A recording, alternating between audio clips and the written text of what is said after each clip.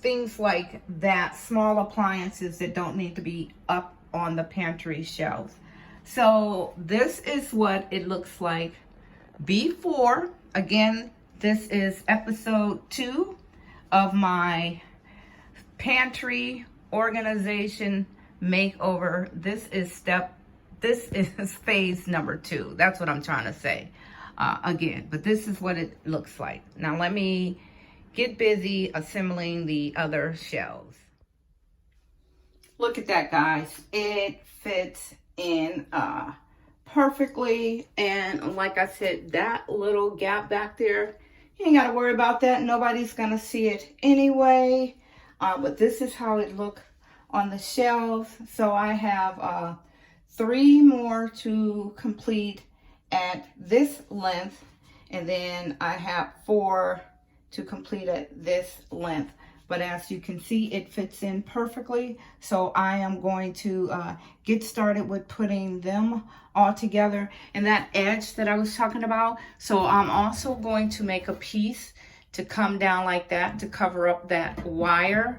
But again, I'm gonna have to go out and get some old foam board. But in the meantime, I'm gonna go ahead and complete these so I can at least get the stuff in the cabinet, because when I put the other ones on, they're going to be actually either glued onto this edge or tape.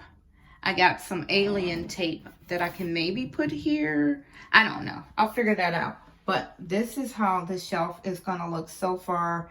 And I am going to be using a faux wood grain look peel and stick contact paper in black, because it's some leftover paper that I have, and waste not, want not. So let me get started on making the other shelves. So this is how it looks all taped together. Now this is before the actual putting the contact paper on. I'm gonna get them all taped up before putting on the contact paper.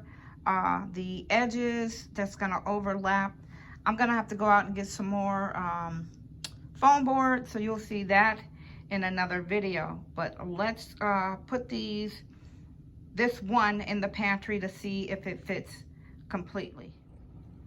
So right here you can see I actually had to cut 3 individual pieces. I am going to tape them all together before adding the contact paper, because the shelves in the pantry were a little longer than your standard foam board. So I had to take the one foam board, cut an edge off, and then I just use pieces to extend it over. Don't worry about that right there not being aligned, because I'm going to flip that the other way and tape it all together. So I have it completely covered, and I did want to point out this section right here. That indentation is from where I joined the foam board together with the duct tape. I'm okay with that, because it will be covered up with the items that I placed on the shelf. I do plan on later down the line, plan on buying some wood and just get it cut to size. So guys, right here I am putting the contact paper onto the foam board. The black tape is where I had to put pieces together to make it long enough. So I'm applying the contact paper on the foam board, and then I'm just using a credit card as I go to smooth it out. So lovelies, right here you can see where I already installed the shelves. My dilemma with this project was these white poles right here that prevented me from putting it all the way across the way I want it. But if you notice, I cut the pieces and split them up. But on the other side, I had already put those up there, and I did not cut the pieces in between. I added some cabinets at the bottom just to store some extra items. That picture only showed one, but I did actually add three. At the top, I left my paper towels, and I'm just going to put a couple other items at the top. I didn't really care for how it came out, but it is doable for now. I'm just going to leave it there until I'm ready to change it out. It's okay. Am I completely happy with it? No. And I guess it's due to the layout of the cabinet. And I didn't care for underneath. I didn't add any contact paper on the top one, so you can still see the white foam board. But guys, here is the actual reveal. Okay, lovely. So the pantry is all complete. I'm gonna take you guys in and show you the final reveal.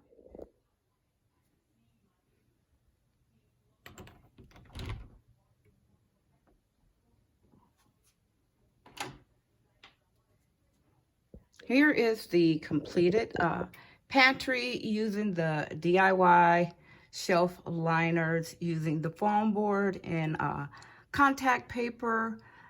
They came out okay. I'm not in love with them. There are some things about them that I'm going to change.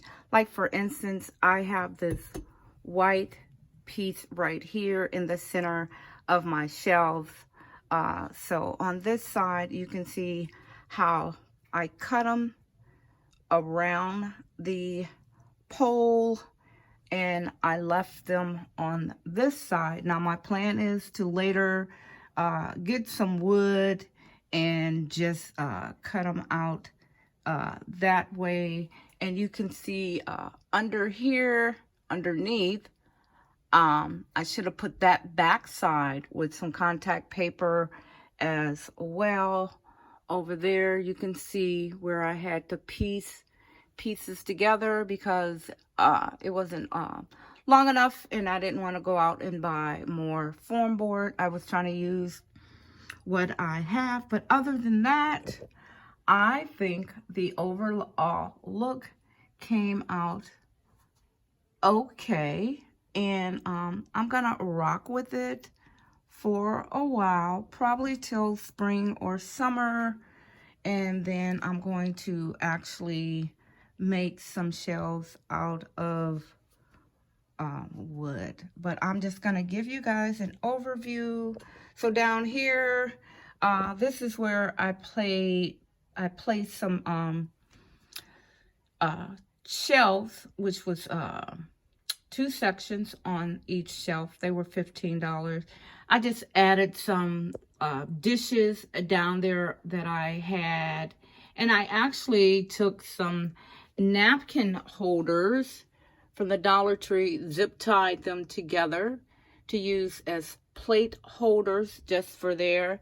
And down here, I just have some of my baking things, water there in the corner. Here on this stand, I have my liners for my air fryer. Here, my wax paper, plastic baggies, aluminum foil. Down there, garbage bags and just some miscellaneous stuff. A little miscellaneous lunch bag. In this red bag, Budweiser bag, there's not beer in there. There's a couple home decor pieces that I haven't went through. Here, these green things here are actually bag liners when you're trying to add food into your Ziploc bags. Here I have a couple cookbooks. I'm going to add some more there, just some miscellaneous stuff down there.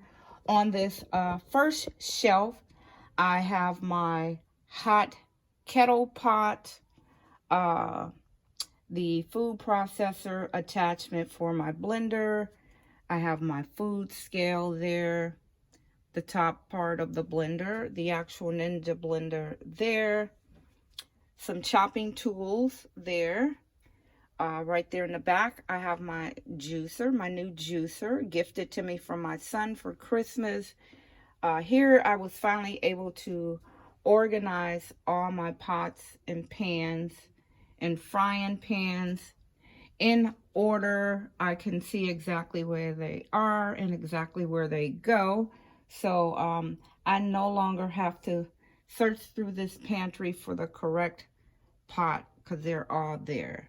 Up on this next shelf, I did buy this lid holder, and I actually got that at Rose's for $5, and it holds all the lids to the pots and pans perfectly, and it was just the right amount of space for just the right amount of lids. Right there, I just have some instant soups that I'm going to be sending to my sister that I ordered, and I didn't really care for them. So I'm going to send them to her because she loves them. And I was able to finally neatly organize all my food containers with the lids. Now, I don't store much staple items in the pantry. Most of them are in the cabinets, but I do just have a couple of my basic daily item needs. They're like oils, large containers of seasonings, lemon juice, and things of that nature. Now, up on this next shelf, so on this shelf, I have all my food storage containers, and actually some of them were already labeled from the previous house. The ones that weren't, I relabeled them. So they are all neatly in order with all my items. Even over here on this side, I have one down here that's empty. I have all my pastas, and one empty one right there, which is for the lasagna noodles. I'll have to go out and get some more lasagna noodles, so I'll let you guys see that. And then up on the top shelf, paper towels, my air fryer, my pitcher, my cake decorating kit in the back, some disposable pans, one set of bowls, 2 glass pumpkins, and my large lunch kit that I use for when traveling. So yes, guys, this is my pantry tour makeover reveal. Let me know what you guys think, how it turned out. Again, for now, it's just okay.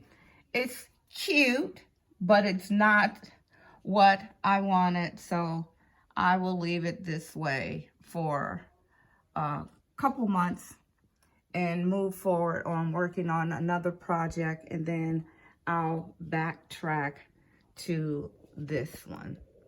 So that's it for this video, guys. Like, comment,